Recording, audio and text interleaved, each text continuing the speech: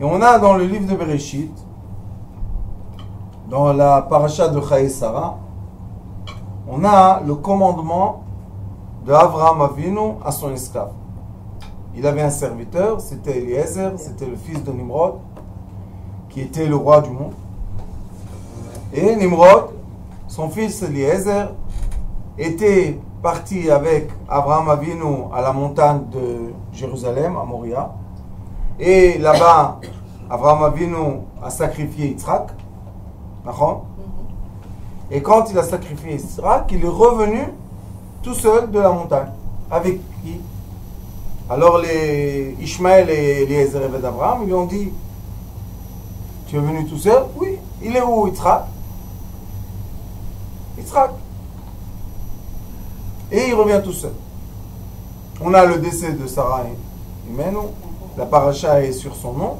Et tout de suite après, Abraham a vu nous faire un geste qui nous enseigne comment de Eliezer, le Eved d'Abraham, le serviteur d'Abraham, il nous enseigne comment on doit se comporter vis-à-vis des gens qui sont plus dans nos dimensions. J'explique. Quand Abraham a vu nous fini d'enterrer Sarah, Marat Machpelah, à côté de premier homme et Adam et Ève, il était dans un endroit très très puissant. Et Abraham Avinu change de vitesse de vue de vie. Il a 137 ans et beaucoup d'événements font que la personne à un certain âge, elle parle d'une autre façon. Et quand les gens un peu fatigués, on va appeler ça comme ça, nous disent des choses, aujourd'hui la tendance est oh, il comprend rien, qu'est-ce qu'il parle? Laisse-le parler des bêtises. Est-ce que ces gens-là sont des gens qui sont nés bêtes et ils vont mourir bêtes? Non. Ce sont des gens que Baruch Hashem ont évolué dans la vie, ils ont passé leurs épreuves, ça y est, après ils ont marié leurs enfants, ils prennent la retraite, ça y est, ils bougent de la circulation de où les voitures vont très très vite, ils bougent. Est-ce qu'ils ne savent pas rouler dans une voiture vite? Bien sûr qu'ils savent, ils étaient là avant toi. Donc, pourquoi on ne leur donne pas du kavod? Et c'est pour ça qu'il est écrit Ve'adar tapne zaken. Ve'adar, hadar, c'est pas glorifier, c'est transformer quelque chose en splendeur. Hadar, c'est splendeur. Ve'hadarta pnei zaken. Quand tu regardes le visage de quelqu'un, zaken, zekana chokma, de quelqu'un de sage, tu dois pas regarder son visage matière, tu dois regarder la splendeur qui sort de son visage. D'où vient cette splendeur, cette lumière? Elle vient des expériences qu'il a passées dans cette vie. Et plus il a passé des expériences, et plus la splendeur, plus la lumière est grande, et forte, et belle. Maintenant, quel est le problème? Le problème, qu'il y a des gens que malheureusement, ils testent les choses seulement sur l'apparence. Quelqu'un âgé, pourquoi on doit l'entendre? Ça ne nous intéresse pas, qu'est-ce qu'il parle? Est-ce qu'il dit des bêtises? Celui-là que tu dis qu'il a dit des bêtises, il était avant toi dans la route. Alors comment des bêtises? La route que tu circules dessus, elle a été préparée par lui. Donc, bêtises ou pas bêtises? Loin de bêtises. Et ça, c'est la différence entre se connecter à la sagesse et juste connaître la sagesse. Il y a les gens qui ont beaucoup de connaissances. Beaucoup. Ils étudient toute la journée. Mais quand ils sont en face de la splendeur d'un sage, ils ne donnent pas d'importance à la splendeur. Ils cherchent le mécanisme, comment voir qui est plus fort dans la sagesse. Ces gens-là, ils évoluent nulle part. Ils vont nulle part. Google est beaucoup plus intelligent que tous les sages sur Terre aujourd'hui. Si Akadosh Baruch Hu a permis le développement technologique de mémoire extraordinaire avec des intelligences artificielles, il a permis ça. Donc, il nous envoie un message, il nous dit, est-ce que je veux que vous sachiez par cœur 100 000 livres, ou bien je veux que votre sagesse illumine votre visage? Qu'est-ce qu'il veut? Comme après tellement d'années de technologie, on voit que l'être humain a dépassé la vitesse des oiseaux, a dépassé la profondeur des poissons, a dépassé la force des animaux. Où on va? Ça nous emmène à où? Si on ne va pas s'arrêter à temps et on va redonner l'importance à la splendeur de la sagesse des gens adultes, ça va nous emmener dans la destruction, autodestruction. Et dans cette paracha de cette semaine, on voit comment Abraham Avinu ralentit et même arrête la destruction, autodestruction de l'être humain. Pourquoi? Parce qu'Abraham Avinu a 137 ans. Et c'est écrit que Abraham a donné Zaken et lui a dit, tu es vieux. Donc, 100 ans à l'époque était vieux comme 100 ans à notre époque. Il y en a qui veulent dire, non, c'est pas 100 ans d'aujourd'hui, c'est 100. Morav Zichrono Livracha, il est décédé à 115 ans. Il y avait une dame à Jérusalem, elle est décédée 137 ans. Il y a des gens qui prolongent leur vie. Maintenant, qu'est-ce qui se passe quand on prolonge la vie? On a encore des nisyonotes, on a encore des épreuves. Même qu'on pense qu'on a fini toutes les épreuves, non, encore une épreuve. Et encore une épreuve. Et même si on a un certain âge, une autre épreuve qui vient. Alors pourquoi les épreuves? Ça y est, c'est fini. Il a marié ses enfants, laisse-le tranquille.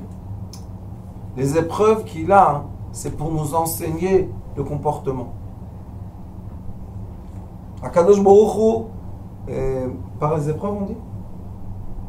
Par les épreuves qui nous fait vivre à un certain âge, quand on a eu la chokhma, la sagesse, c'est pour qu'on enseigne aux autres le comportement.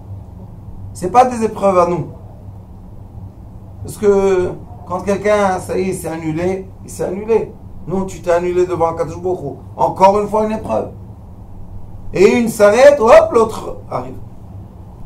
On voit Yaakov, vous allez voir, dans les parachutes qui vont venir. Yaakov Avinu, il n'a pas eu un moment dans sa vie de silence, même dans le ventre de sa maman, il se battait avec Esav. Quel moment de silence il a eu? Il est arrivé après Lavan, il est arrivé en Eretz Israël, il a dit ça suffit, Maspi. Ratza Yaakov Lishev Beshalva. Yaakov Avinu a demandé de être en calme, en paix. Kafatz alav rogzo shel Yosef. Il a eu l'épreuve de Yosef le pauvre. 22 ans, il a pleuré son fils. À la fin, il a rencontré. On va voir. Il a rencontré et encore des épreuves. Et il ne voulait pas faire sortir son corps de l'Égypte. Et il devait sortir de la sorcellerie de l'Égypte. Combien? Alors il y a des gens dans le monde qui disent, ce monde-là ne vaut pas. Il n'a pas de valeur. C'est pour ça qu'ils ont arrêté les enfants. Ils ont arrêté. Ils ne veulent plus avoir d'enfants. Pourquoi? Qu'est-ce que j'emmène dans ce monde de souffrance un enfant? Je ne veux pas que mes enfants souffrent. Alors je ne les emmène pas sur le monde. Oui, mais ça, c'est quoi? C'est la fin du monde. Si on arrête les êtres humains. Mais quel est le problème? À contre-contre, qu'est-ce qu'ils font? Ils parlent contre ceux qui envahissent l'Europe. Si toi, tu ne veux pas emmener d'enfants, c'est ton problème. Mais ne dis pas aux autres de ne pas emmener d'enfants. Non, ce sont des primitifs. Oui, mais les primitifs, bientôt, ils vont voter et la France sera eux. L'Europe. Et la Chine, et le Japon, pas la Chine, le Japon. Alors, qu'est-ce que tu veux? Si toi, tu as dit le monde est mauvais et tu as décidé de disparaître du monde, elle m'a disparu. Mais pourquoi tu ne me permets pas à moi d'apparaître? Non, toi aussi tu dois disparaître avec moi ensemble. Ça c'est Sodome et Gomorrha, ça c'est le Sodome.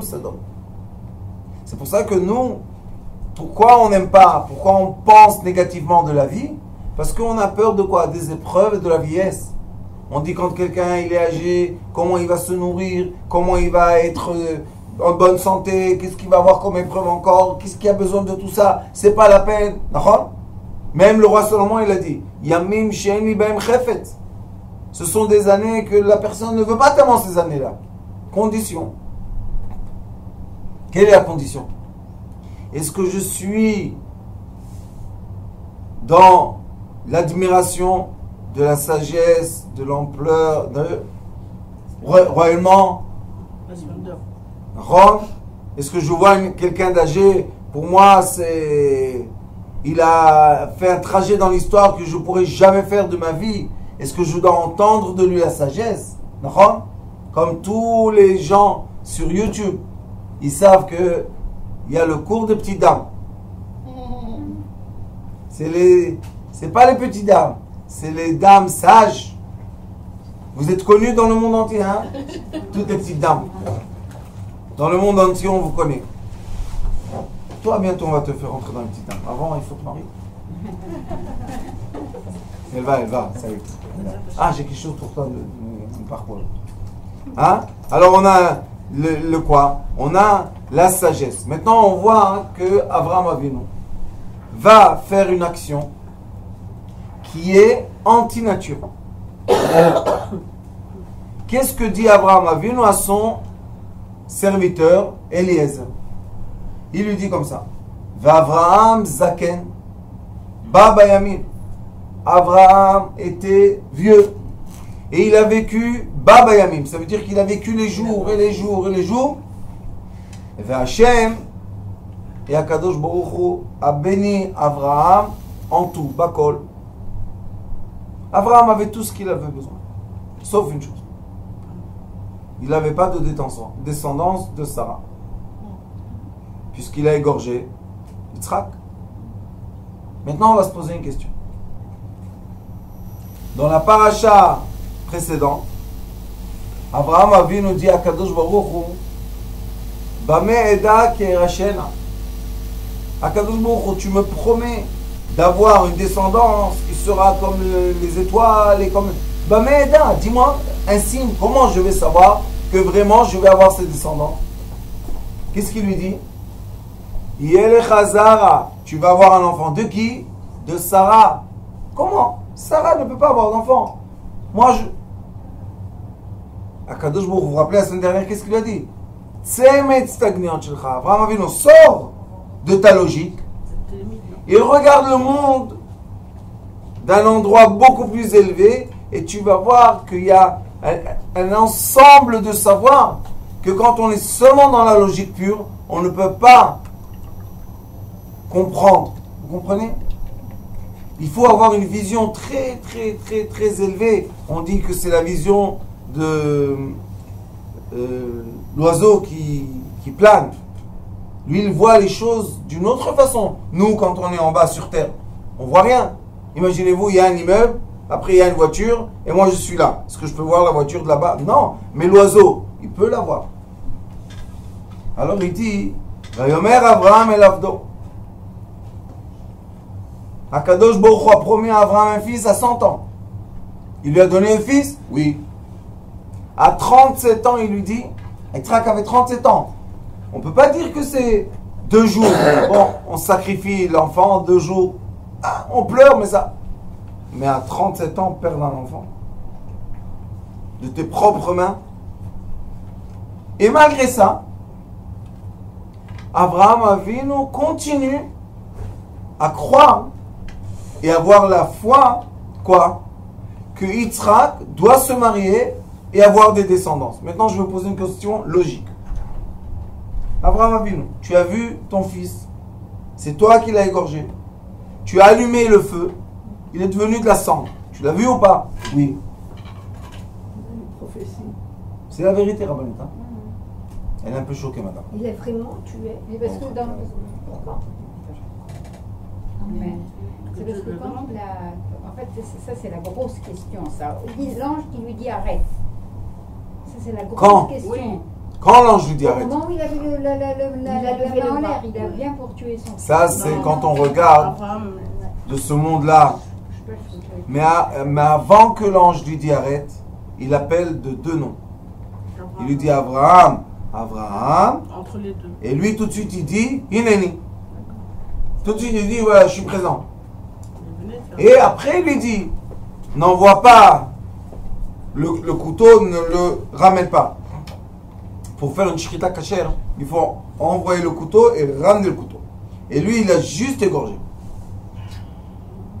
Et après, comme tout sacrifice, il a brûlé. Maintenant tout le monde dit quelle horreur, comment c'est possible, quelle cruauté, une grande cruauté. Mais pourquoi on parle comme ça? Parce qu'on a seulement une dimension de vue. On regarde, comment je vais vous dire ça, on regarde la matière avec des yeux de matière. Mais Abraham Avinu, il a vu que lui, il était assis dans le feu, chez la première, il était assis dans le feu chez Nimrod, et son frère a juste s'approché, il a été brûlé. Donc Abraham Avinu vit des dimensions qui sont très différentes de nous. Et ça, c'est la personne âgée. C'est pour ça qu'on dit Abraham Avinu Zaken. C'est quoi Zaken? Il a eu dans sa vie des épreuves. Il a vu comment il a surmonté les épreuves. Vous savez, comme les gens jeunes, après le mariage, en moyenne, quand ils n'ont pas les parents qui poussent derrière, ou bien eux-mêmes, ils n'ont pas une situation brillante. Et chaque fois, ils se disent, comment je vais payer le loyer ce mois-ci? Et comment je vais faire? On dit à cette question. Et à la fin, quand tu les vois après 10 ans de mariage, tu leur dis, vous savez, 120 fois, vous avez déjà payé le loyer. Il n'y a pas 121. Qu'est-ce qu'il y a? Il y a un âge. Mon grand-père, il n'a jamais rien eu. Toujours dans un loyer. Il a dit quoi? Qu'est-ce qu'il y a eu? Rien du tout. Il a vécu jusqu'à la fin de sa vie dans un loyer. C'est un problème, ça? Non. Mais les gens, ils se disent, mais comment tu vas faire? Tu n'as pas une maison. C'est eux qui sont dans la dimension de matière. Mais quand on est sage et on profite des expériences qu'on a eues dans la vie pour vous dévoiler quoi? Qu'il y a la surveillance divine constante sur nous. Abraham Avinu a fait rentrer, a intégré dans son corps physique la surveillance divine millimètre à millimètre, nanomètre à nanomètre. Vous savez, si vous aurez compris comment ça marche, tous ces appareils-là que tout le monde aujourd'hui, je t'envoie un WhatsApp, on va voir une photo, je t'envoie la vidéo, etc. Vous savez, la mesure, c'est un électron. Et maintenant, ils sont en train de développer les ordinateurs lumière. C'est quoi la grandeur d'un photon? Particule lumière. Ça n'a pas de grandeur. Ils ont arrivé à l'isoler et qui bouge. Maintenant, il va faire bouger le monde entier. Un petit. Ça, c'est le sage.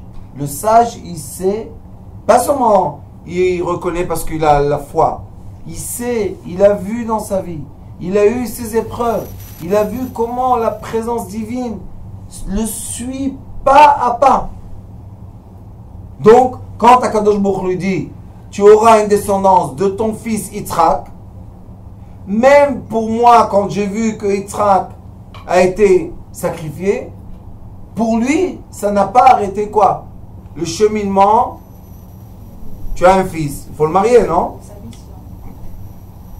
Le pauvre. Qu'est-ce qu'il a dit, Eliezer d'Abraham? Mon maître, si je ne fais pas vite, mais même lui, il n'y croyait pas. Comment c'est qu'il n'y croyait pas? Quand Eliezer d'Abraham vient avec les chameaux, tu viens avec les chameaux. Pourquoi toi, tu n'as pas vu Yitzhak? Et Rivka, elle a vu Yitzhak. Ah oui, c'est vrai ça, dans le champ. T'es pas aveugle. Elle a dit misère à Ishazé.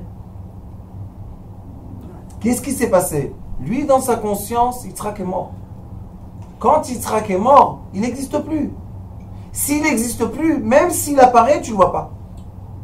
Mais Rivka, pour elle, dans sa conscience, elle va se marier. On ne parle pas d'un monde qui avait, je ne sais pas combien de millions de gens dans une ville. Ils allaient dans le désert, il n'y avait personne. Et elle le voit. Pourquoi elle a vu et lui, il n'a pas vu? Parce que elle, pour elle, Yitzhak, c'est une évidence. Elle ne pourrait jamais imaginer que Eliezer, le fils de le serviteur d'Abraham, est en train de mentir, qu'il va la prendre de la maison de ses parents pour l'emmener où? Dans le vide. C'est pas des gens. Eliezer et d'Abraham, il faut faire attention. C'était quelqu'un de sage. Il enseignait la sagesse d'Abraham Avinu. C'est pas Chas Shalom, un chauffeur de taxi que tu lui payes et il s'en va avec l'argent. C'est pas ça du tout. Donc, elle, pour elle, Rivka, il y avait l'évidence de la présence, de l'existence de Yitzhak. Mais lui, Yaakov, Eliezer et d'Abraham, il s'est dit, le pauvre, mon maître, ça va plus. C'est pour ça, qu'est-ce qu'il a fait Abraham? Il lui a fait jurer. Maintenant, on se pose la question. Tu me fais jurer, pourquoi? Puisque je te suis, toute ma vie, je te suis. Ah, maintenant, je ne vais pas te suivre. Parce qu'Abraham, il a vu que eux, dans leur cerveau de jeune, c'est pour ça que c'est bien d'avoir à côté de toi toujours quelqu'un d'âgé. Eux, avec leur cerveau de jeunesse, quand ils ont vu Abraham retourner sans Yitzhak, pour eux, c'est fini l'histoire d'Yitzhak. Maintenant, n'oubliez pas qu'il y avait la jalousie. Ishmaël a été renvoyé de la maison pour que Yitzhak ait l'héritage.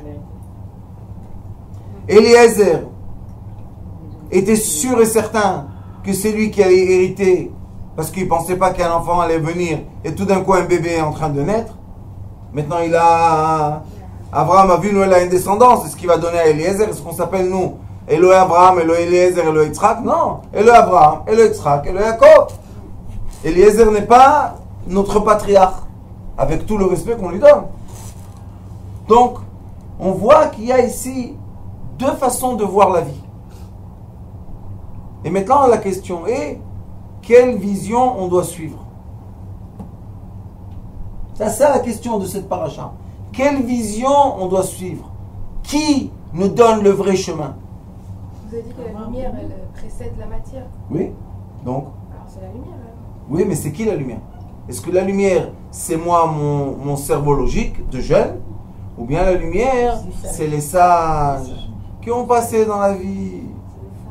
Et ils sont assis et ils te disent, regarde, ne fais pas ça. Tu te dis, qu'est-ce qu'il comprend celui-là? Il comprend dans les nouvelles technologies, de iPhone et tout. Tu peux lui vendre du iPhone, du diamant, de l'air et du gaz. C'est le commerce entre les êtres humains. Qu'est-ce qui a changé? Rien n'a changé. C'est pour ça que la Torah nous dit, avant que tu étudies ma sagesse, étudie le comportement humain.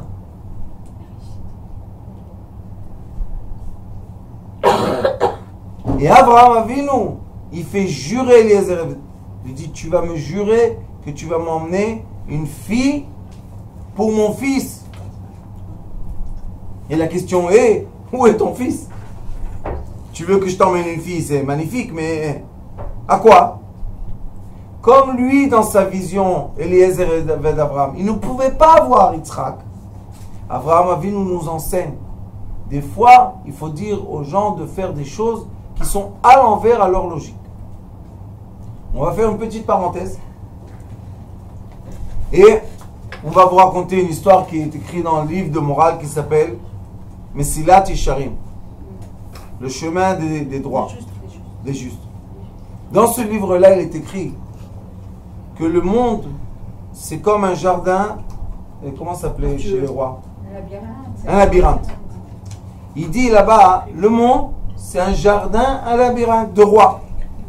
Il dit, quand tu es arrivé au milieu du jardin, tu peux regarder à l'extérieur et tu vois le chemin exact. Mais quand tu viens de l'extérieur pour rentrer au milieu, le droite et gauche. L'ouverture est fermée. La fermeture est une ouverture. Alors il dit maintenant, comment tu vas passer le chemin de la vie? Qui va te guider? Celui qui est dehors ou celui qui est dedans? Dedans. Celui qui est dedans. Hein, pourquoi? La logique dit que celui qui est dedans est contraire à ma logique qui est extérieure. C'est pas parce qu'il a déjà vécu ça. Mais moi, quand je vais tout droit et je vois que le chemin est ouvert, et lui me dit arrête, il y a un mur. Je lui dis quel mur il y a? Tu ne sens pas la tête? Je coince, boum, je me coince dans un mur. Maintenant je dis il y a un mur, il y a un mur. Ah, pourquoi tu te coinces dans le mur? Parce que ma logique, mon cerveau n'est pas assez mûr. J'ai pas assez de fois dans ma vie utilisé mon cerveau pour dépasser quoi? Dépasser des épreuves. Mais une personne qui a passé tellement d'épreuves dans sa vie, son cerveau n'est plus le même. Il ne raisonne plus la même façon. Alors maintenant on va dire, Avraham Avinu, Zaken, tu m'envoies chercher une fille pour un mort. Mais comme Eliezer était quelqu'un de pieux, sadique, il a dit je dois faire ce que me dit mon maître. Il n'y a rien d'autre. Mais quand même, est-ce qu'il a fait avec tout cœur ou pas? Non. Parce qu'il a fait des conditions à Dieu. Ah oui, oui. Il est sorti de chez Abraham. Il a dit à Kadosh Baruch Hu, écoute, on est sur la terre d'Israël. Ils étaient à Beersheba ou à Hebron. On est ici. Il m'a envoyé chez sa famille. C'est 2 semaines à pied. Quand j'arrive là-bas, je dois détecter. Avant, il n'y avait pas les photos. Envoie-lui un WhatsApp, dis-lui position, Waze. Il n'y avait pas ça. Il doit détecter une fille de la famille de Abraham. Comment il fait? Alors quand il est sorti, il a dit à Kadosh Baruch Hu, écoute, aujourd'hui, tout se passe. Et comme j'ai des chameaux, et les chameaux ça boit beaucoup d'eau, quand je vais arriver à la première rivière, ou c'est pas une rivière, c'est un puits, le premier puits, la première fille qui va sortir et qui va arroser mes chameaux sera la fille destinée au fils de mon maître. Ça, c'est la science-fiction en 70 dimensions. Qu'est-ce que c'est tout ça? Mais combien de fois dans la vie, notre femme, notre père, notre rave, nous on est sûr qu'on va aller tout droit, il te dit attention, va à gauche. Comment? Qu'est-ce qu'il y a à gauche? Je suis venu te dire que je vais à droite, tu me dis va à gauche. Maintenant, on retourne à la question de quoi? Du labyrinthe. Qui est dedans et qui est dehors? Zekana Chochma, le sage, la personne plus âgée, elle est rentrée dans le labyrinthe, elle s'est cassée la figure 10 000 fois. Mais à la fin, elle est arrivée au milieu. Maintenant, qu'est-ce qu'elle fait? Elle se retourne vers ses descendances. Pour faire quoi? Pour guider les descendances dans le bon chemin. Est-ce qu'une mamie, comme j'ai ici plein de mamies, c'est mon bonheur, moi, seulement. Je suis dans le bain de mes mamies. J'avais une mamie, mamie Élise. Combien de sagesse. Elle n'a pas étudié, hein. Ne pensez pas qu'elle a étudié à la Sorbonne. Non, elle n'a pas étudié là-bas. Mais sagesse de vie, incroyable. C'est des gens incroyables. Si on les aurait à côté de nous aujourd'hui, on n'aurait pas fait tellement de bêtises. C'est vrai. Et lui, Avraham Avinu, il dit à Eliezer et Abraham, écoute, tu vas rentrer dans le labyrinthe. Et quand tu vois qu'il y a un mur, continue. Et quand tu vois qu'il y a une porte, arrête-toi. Comment on fait? Comment on fait? Bémet. Comment on peut demander aux gens qui ont encore un cerveau jeune qu'ils n'ont pas fait de l'élastique assez de fois pour surmonter, comment on leur demande, de comprendre qu'un mur n'est pas un mur et une porte n'est pas une porte? Comment on fait? Un outil. Le respect. Avec la force du respect, j'écoute ce que tu me dis. Mais qu'est-ce qu'il me dit l'autre? Et si ça ne va pas réussir? Ah, le Yetzirara, c'est un roi celui-là. Et si ça ne va pas réussir? Maintenant, qu'est-ce qui nous a fait rentrer? Le doute. Vous savez qu'est-ce qui fait le doute? Il casse le respect. Il casse le respect. Mais la mamie ou le papy qui veulent dire quelque chose à leurs enfants, ils veulent leur mal? Non. Alors pourquoi maintenant on se moque de ce qu'ils disent? Qu'est-ce qu'ils ont? Laisse-les parler, ça fait rien. Pourquoi on fait ça? Pas d'éducation. Ceux qui dirigent le monde aujourd'hui et qui nous font suivre un chemin, ce chemin n'est pas vrai, faites attention.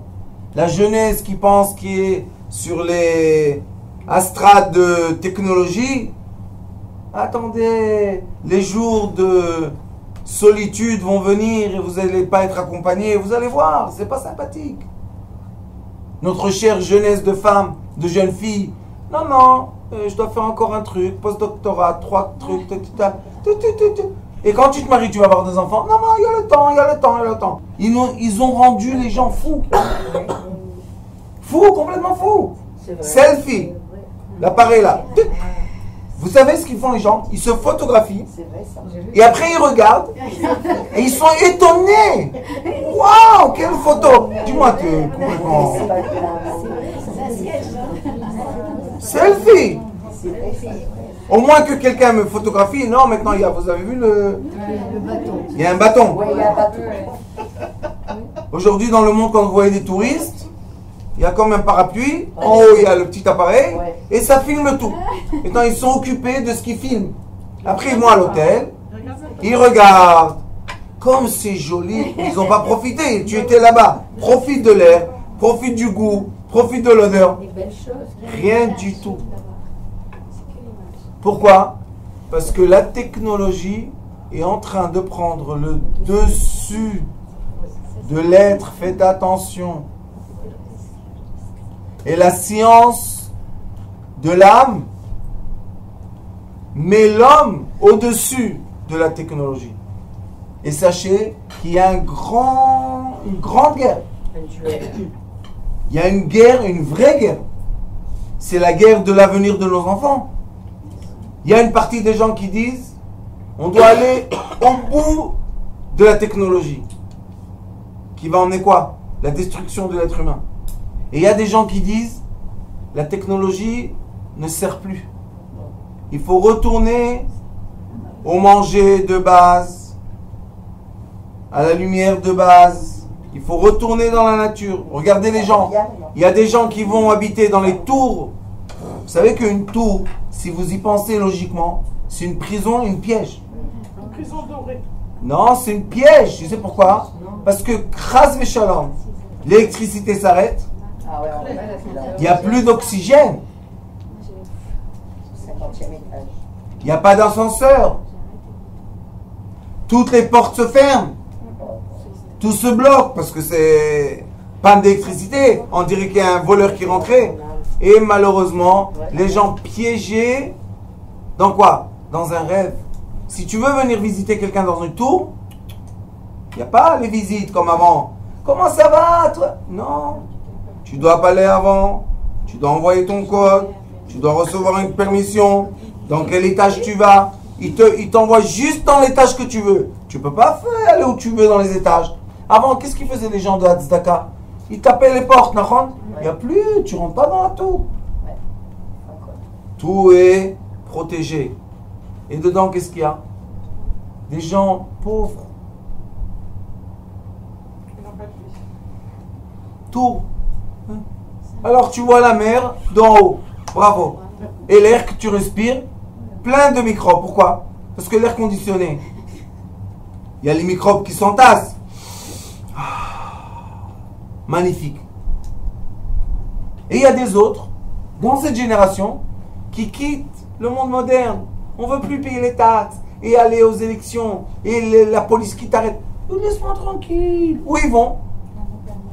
Thaïlande, aux Indes, dans les pays primitifs. Et ils vivent là-bas et ils sont heureux. Mais tu lui dis, dis-moi, ça va pas? T'as pas le robinet? Tu dis, qui a besoin du robinet? On va au puits, on prend l'eau qu'on a besoin.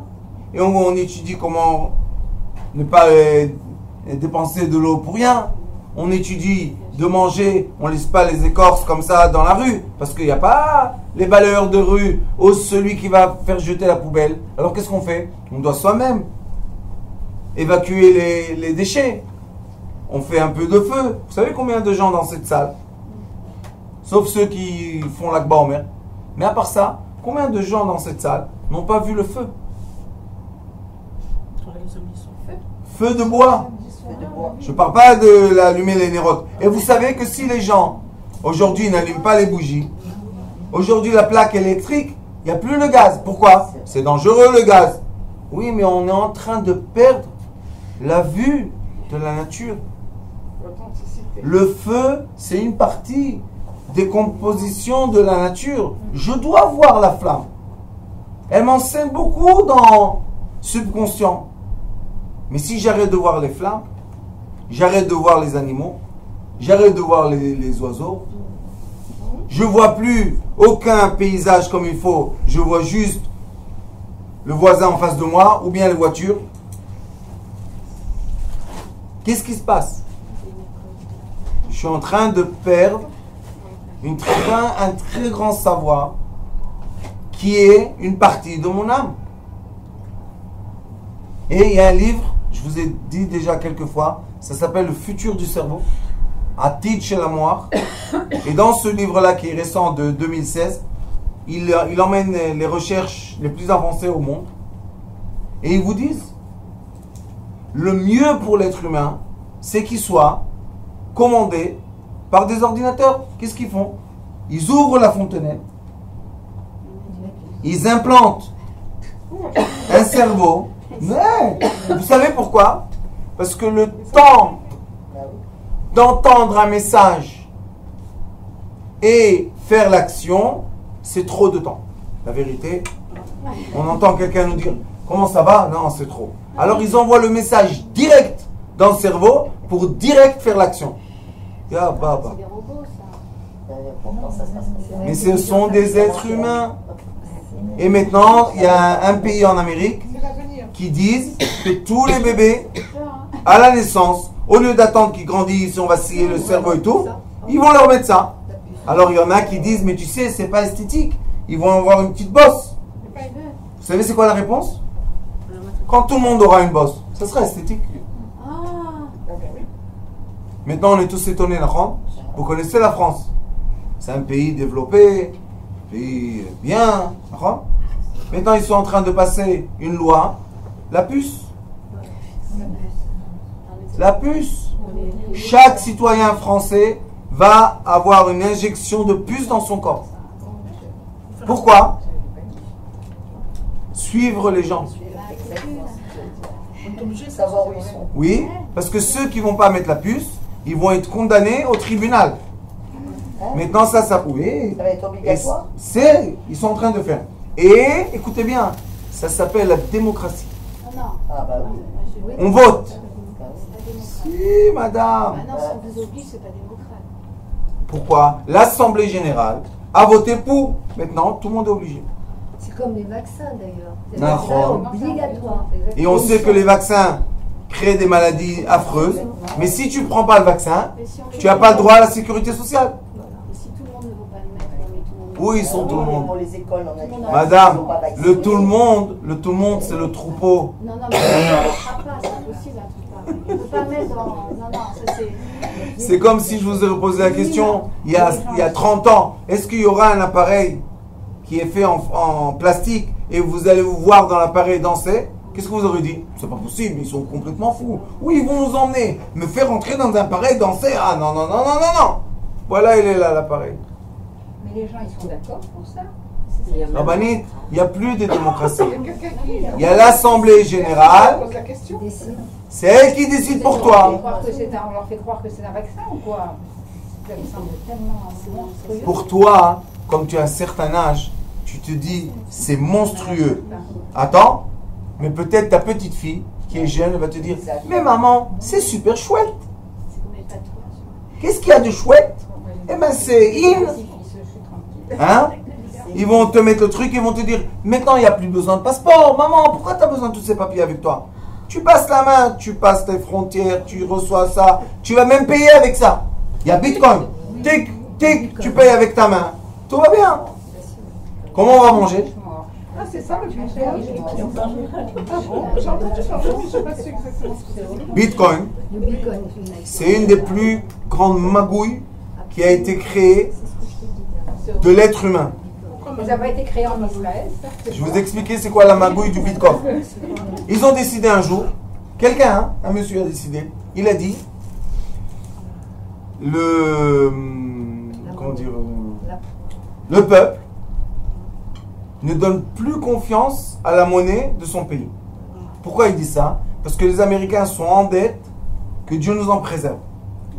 Alors la solution de ces dettes-là, c'est des inventions complètement imaginaires. Alors qu'est-ce qu'ils ont dit? On va créer une monnaie virtuelle. Maintenant, on va se poser une question. Qu'est-ce qu'il y a derrière cette monnaie virtuelle? Rien. C'est vide.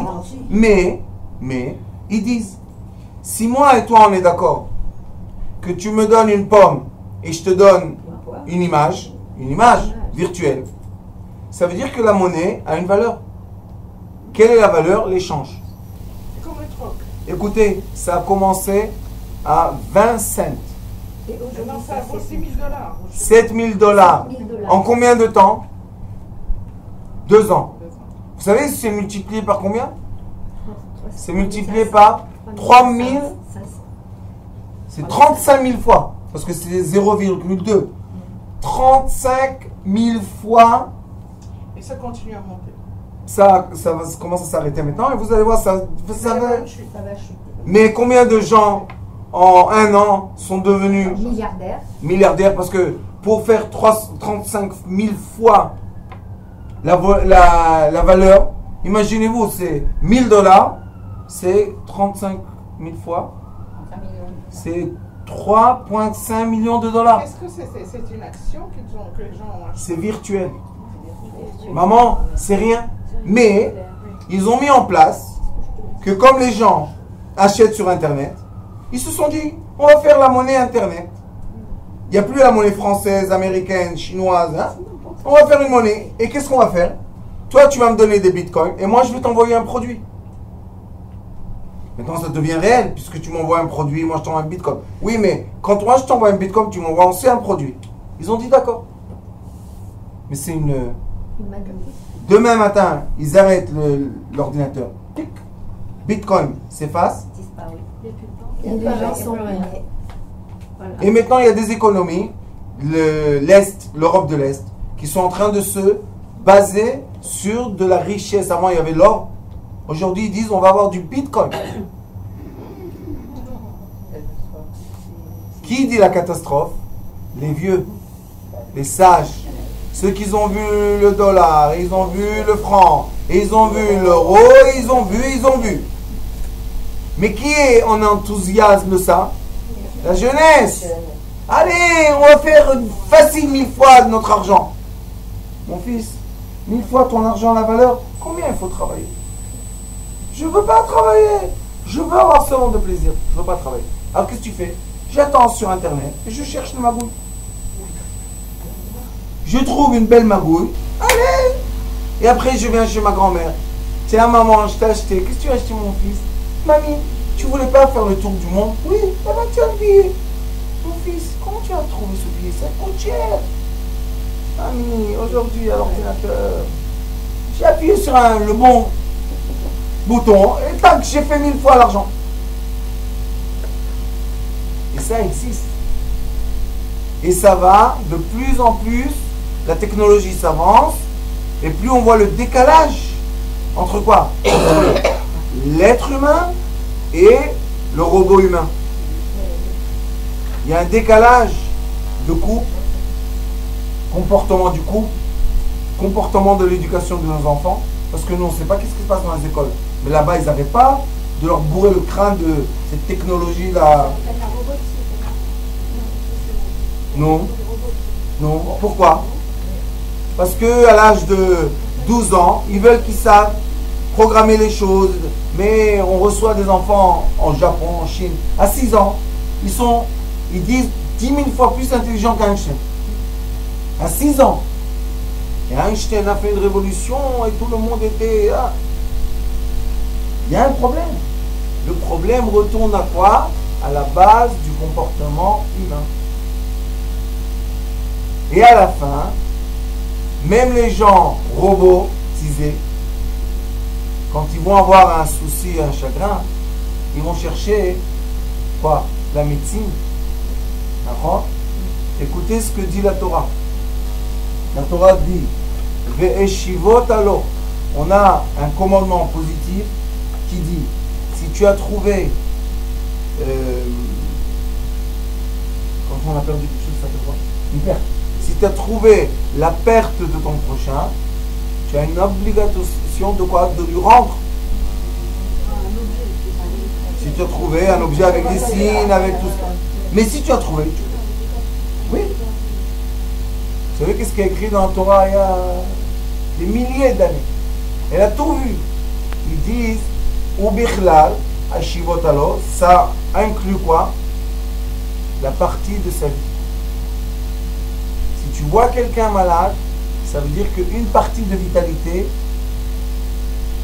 c'est perdu, a été perdu. Est-ce que nous, dans notre génération, iPhone, schm'iPhone, est-ce qu'on n'est pas des êtres humains qui perdent une partie de vitalité? Oui. Est-ce qu'il y a 3000 ans, ce n'étaient pas des êtres humains qui ont aussi perdu une partie de vitalité? Oui. Alors comment on veut le rendre? Oh. Maintenant, le contenu de la Mishnah, ça devient une Mishnah qui dit qu'on est obligé d'étudier la médecine. Quelle médecine? La médecine lumière de l'âme. Qui est quoi? Rendre la partie spirituelle qui se perd. Et quand la personne a perdu sa spiritualité, sa possibilité, sa capacité de quoi? D'aimer, sa capacité d'être aimé. Quand on perd ça, le corps physique ne suit plus le chemin. J'ai eu un monsieur qui est venu me voir de Londres. Grande réussite. Qu'est-ce qu'il y a? Je suis millionnaire. Comment tu es devenu millionnaire? Eh bien, j'ai investi, j'ai...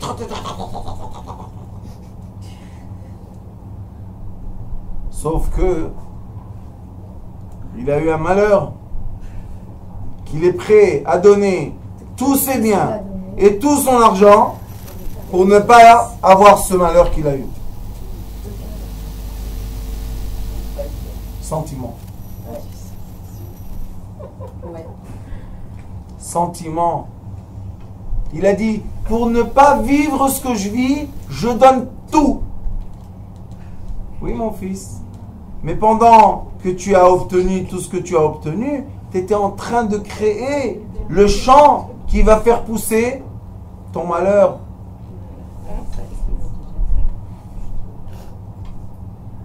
Alors, cette personne-là, elle est rentrée dans un carrefour. À droite, la matière. À gauche, le sentiment. Et vous savez qu'est-ce qu'il m'a dit?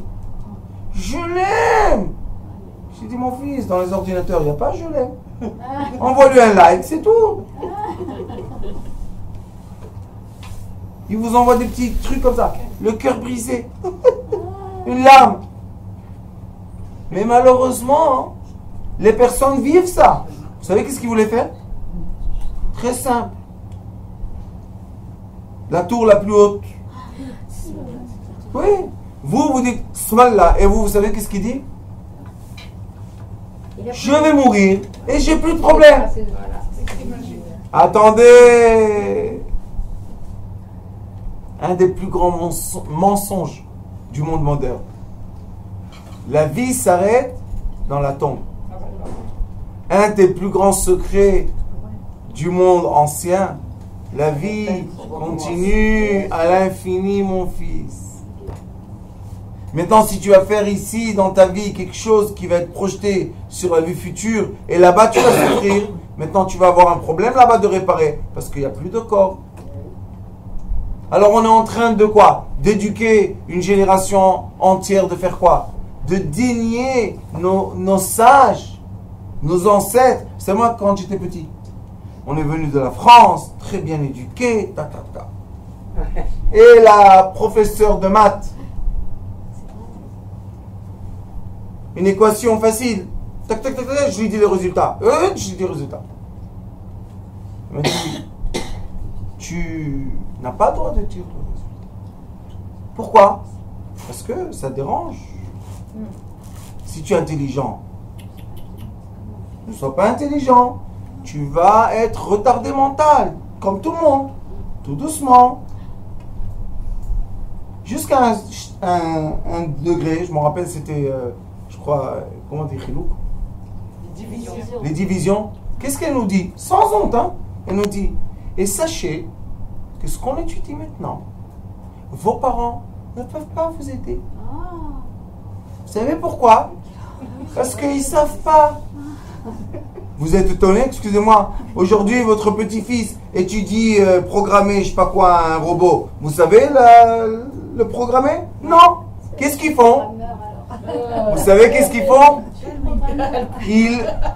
Ils font quoi? Ils nous mettent dans notre tête de ne plus se baser sur nos parents.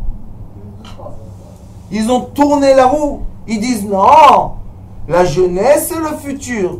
Eh mon fils, sans passer, d'où tu as trouvé un futur exactement? Et ça fait quoi? Ça brise l'éducation. L'enfant ne peut plus avoir de kavod pour sa mère ou son père. Il ne peut plus. Il n'y a pas de respect. Il n'y a plus de respect. Pourquoi il n'y a plus de respect? Parce que Tu sais pas. tu comprends pas. C'est une éducation, ça. Et maintenant, je vais vous poser une question. Vous savez les calculs qu'il y a dans le Talmud? Non. En 3 dimensions. Paille, vous savez c'est quoi paille? Comment on dit paille en français? Pi. 3,14. Vous savez 3,14 où il est écrit? Il est écrit dans la Mishnah, Besouka. Qu'est-ce qui contourne quoi? Quand le rond contourne un carré, ou quand est-ce que le carré contourne le rond? Comment on fait le calcul? On ne sait pas, nous, pi et on sait. Sauf que nous, on a un langage qui est un langage de sagesse. Eux, ils ont un langage, les petits ordinateurs. Et aujourd'hui, ils n'ont plus besoin de savoir. Je dis à mes petites, 2 et 2, 4, 4 et 4, 8. 8 et 8, attends, où tu vas? C'est pas être retardé mental. Et plus tu vas en avant, et plus tu vas en arrière. Et pourquoi tu vas en arrière? Juste une chose. Tu donnes pas ton cœur, tu donnes pas ta foi à qui? À tes parents. Un fruit ne naît pas sans arbre, ça n'existe pas. Mais quand tu dis au fruit, je vais te reprogrammer, je vais faire engineering, comment on dit, ingénieur. Oui, je vais faire ingénieur des fruits et la pomme ne sera plus rouge. On va la faire violette. L'arbre ne vaut plus rien du tout. C'est toi la nouvelle pomme. C'est toi qui vaut quelque chose. Pourquoi? Parce que tu es violette et il n'y a pas de pomme violette. Est-ce que la pomme violette est bien pour nous à manger? Vous savez quel est le problème? Ils ont commencé à modifier le blé. Ça fait à peu près 40-50 ans. C'est pour ça que c'est plus la même farine. Depuis qu'ils ont modifié le blé, les maladies de gluten et etc. deviennent affreuses. Et on est en train de dire aux gens, ne mangez aucun blé. Mais le blé, c'est la nature. Le blé, c'est le manger essentiel de l'être. Maintenant, après qu'ils ont modifié et qu'ils ont détruit tout le blé du monde, et ils ont fait seulement le blé modifié, maintenant ils disent ah, gluten. Alors qu'est-ce qu'ils font les sages, comme ils sont tellement intelligents? Ils sont en train de enlever le gluten du blé modifié. Oui. Oui. Mais lui, c'est ça. Ils sont en train de créer un nouveau blé sans gluten. Mais s'il est modifié, le nouveau blé, on va trouver dans 20 ans glo-glo, popototo, les noms, on en fait ce qu'on veut. Et encore une fois, ils vont dire ah, attendez, qu'est-ce qu'il y a? On a tué 1 milliard de personnes, ça fait rien. Viens, on va modifier encore une fois le blé. Avec le sucre aussi, c'est pas vrai. Alors, qu'est-ce qui se passe? C'est ça qui est tellement de maladies. Le diabète, Et c'est pour ça que je vous dis qu'on est obligé, c'est une obligation, d'étudier la lumière d'origine pure. C'est une obligation, c'est pas permission. Pourquoi? Pour ne pas oublier où est la source de la vie. Abraham Avinu a montré à son serviteur Eliezer, qui était sage, vous savez la sagesse d'Eliezer. Imaginez-vous toute la sagesse de l'Asie, c'est Abraham qui a enseigné. Comprenez un peu le phénomène. Il lui a dit oui, toi tu as vu brûler et moi j'ai vu naître. Juste pour conclure, faire la synthèse des choses. Je vais vous raconter une histoire qu'il y a dans la Torah que vous connaissez.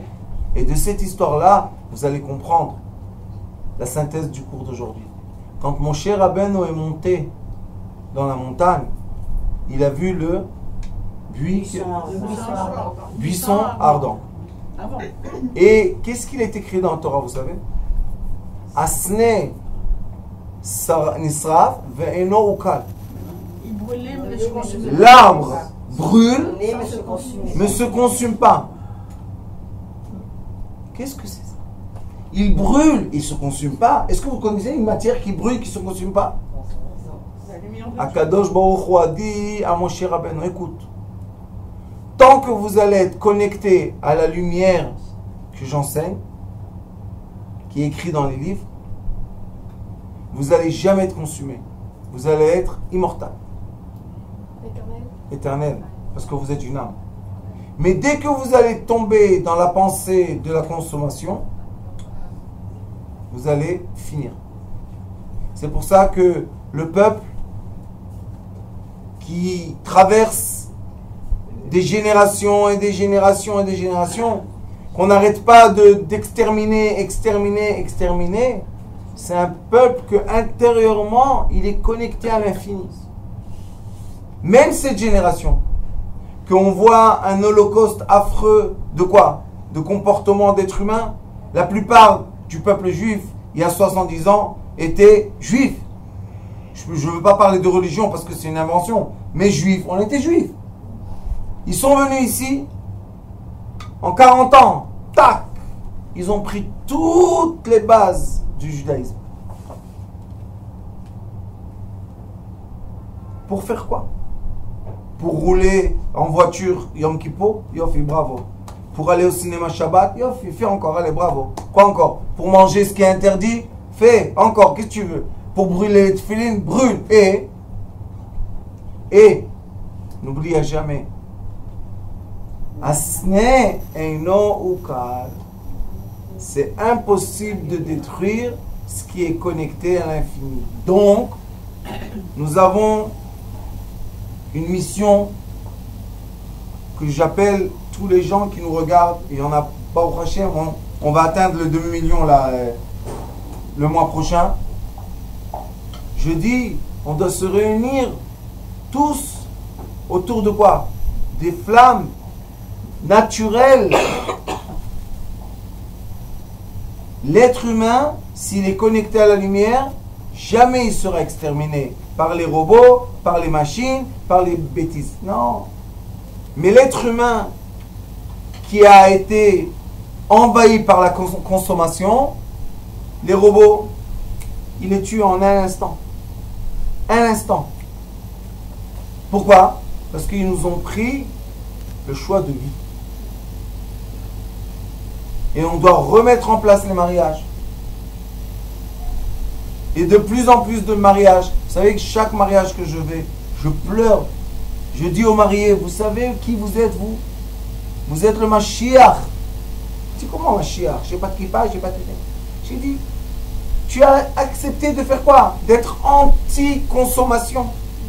Tu as accepté d'emmener un enfant au monde. Ça veut dire de continuer, quoi?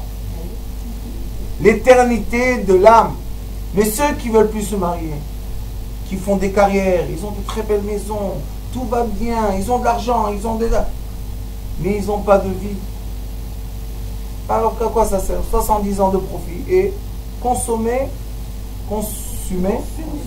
à la cendre. Mais ceux qui ont eu une vie de quoi? De transmettre le message de génération en génération, eux ils sont éternels. Alors c'est pour ça qu'Abraham Avinu, sa vision était, malgré qu'il a vu Yitzhak, il a dit non, c'est éternel, il va revenir. Comment il va revenir? C'est pas mon problème. Moi j'ai confiance au divin.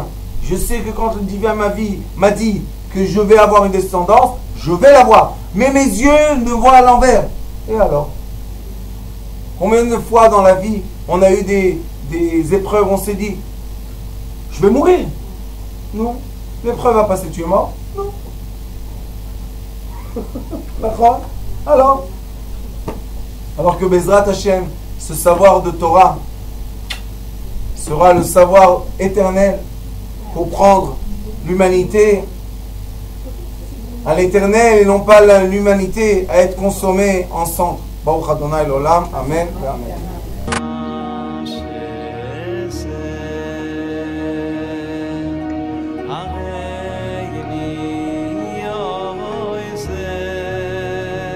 הוא היה אומר לי, בבית שלי יש מלאכים, לא רוצה לצאת מהבית.